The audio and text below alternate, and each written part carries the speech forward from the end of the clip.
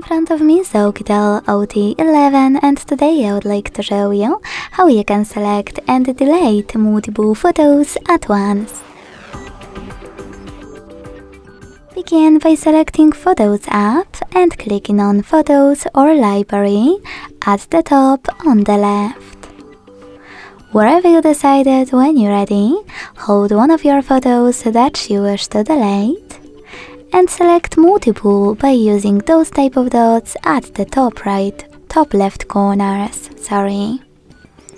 Now to keep some of them, tap on the chosen ones, and to get rid of the rest, use the spin icon at the top of Photos section and at the bottom of Library 1. When you finish, hit Got It and then move to Trash. Thanks so much for watching. If you enjoyed this video, leave a like, comment and subscribe. Bye!